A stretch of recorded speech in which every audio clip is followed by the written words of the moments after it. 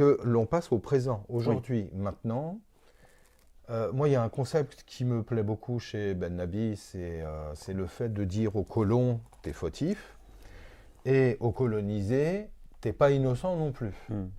Et quelque part, moi, je fais tout de suite le bond à notre époque aujourd'hui où l'islam est dans une approche frontale, est dans une rencontre frontale avec l'Occident au cœur même de la France, où on a un peu cette Hmm. problématique de l'un ou de l'autre qui vont se regarder en chien de faïence, finalement sans savoir se tendre la main, et sans reconnaître que finalement chacun a raison sur un certain plan, et chacun a tort sur un certain plan, et qu'il y a un effort à faire des deux côtés. Hmm. Donc est-ce qu'on peut, nous, aujourd'hui, musulmans vivant en France, tirer parti, tirer bénéfice de l'expérience et de l'œuvre de Malek Ben Nabi? Oui, parce que si ça intéresse Malik Benabi quand je le découvre il y a une dizaine d'années, et la première réflexion que j'ai eue, la première émotion que j'ai eue, c'est de me dire, waouh, déjà, et j'ai l'impression que c'est quelqu'un qui est encore vivant. Alors j'ai lu Benabi sans connaître. D'ailleurs, c'était un des articles euh, des grands thèmes. Et quand j'ai lu La Civilisation, un style très actuel, et je me suis dit, faut que j'en connaisse davantage sur cet homme-là. Or, je découvre qu'il est mort en 73. Donc, cette première émotion que j'ai quand je rencontre Malek Benabi, voilà, c'est de me dire, sa pensée est actuelle. Et plus je vais approfondir ce travail de connaissance de la vie et de la pensée de Malek Benabi, plus je vais en être convaincu. Et je pense aujourd'hui, d'abord, en tant qu'homme, il peut nous apporter beaucoup. Il y a un humanisme. Un humanisme, c'est quelqu'un qui a conceptualisé très tôt la civilisation humaine, qui a parlé de l'humain, qui a parlé de civilisation, qui a parlé de culture, qui a parlé de l'édification de l'individu, à la fois sur le plan moral, mais également sur le plan social. Donc quelqu'un qui a une réflexion, qui a un amour de l'humanité. Au nom du divin, il a un amour envers les humains. Et lui, très tôt dans sa réflexion, le colonialisme, c'est une maladie morale de l'Occident.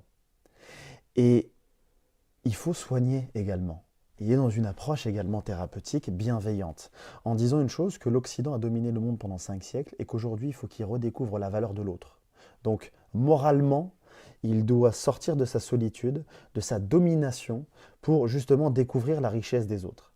Et les peuples colonisés, parce qu'on est encore dans la décolonisation au moment où il écrit, doivent faire justement insister tout en insistant beaucoup sur vraiment les conditions morales, doivent sur le plan social s'organiser économiquement, politiquement pour devenir finalement avoir les épaules assez solides, des infrastructures et un développement assez solide pour être une conscience pour l'humanité. Voilà ce que Benabi proposait à son époque. Aujourd'hui, bien évidemment, qui peut que nous intéresser. Quand il, euh, quand il analyse les populations musulmanes au Maghreb, ces populations musulmanes, quand lui il meurt en 73, on a une vague d'immigration à partir de 73. Même déjà avant, mais à partir de 73, beaucoup plus grande. On a de la génération des papas, des mamans qui sont venus à ce moment-là, avec à la fin des années 70, début des années 80, ce regroupement familial qui a fait que ces gens-là sont venus, mais sont venus avec des éléments de la colonisabilité que Malek Benabi a théorisé. Ils sont venus, ils ont ramené ça dans leur bagage en France.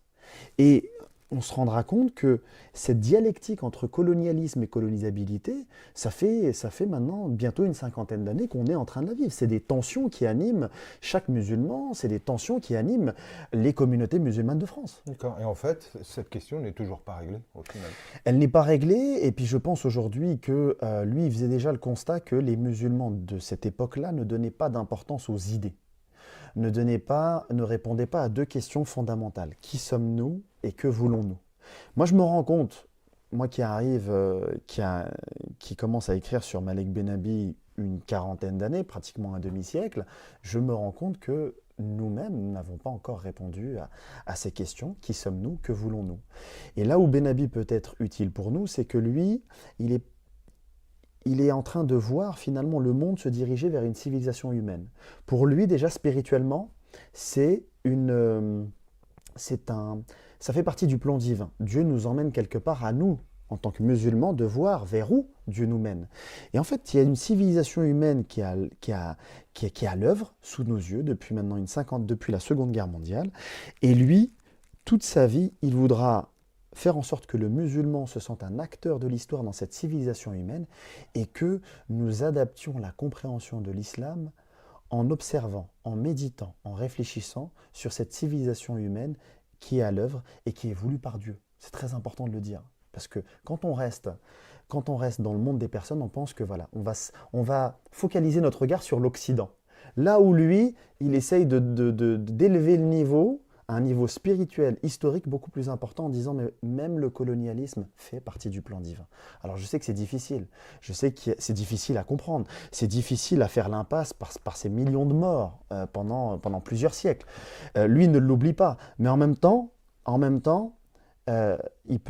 tout en ayant un regard lucide sur la situation et une condamnation sans ambiguïté, il voit à l'œuvre, un petit peu d'ailleurs, et ça ressemble beaucoup à l'approche de l'Émir Abdelkader, il voit un plan divin dans lequel il essaye de voir quel pourrait être le rôle de l'homme musulman en tant qu'individu et le rôle de l'islam en tant que message spirituel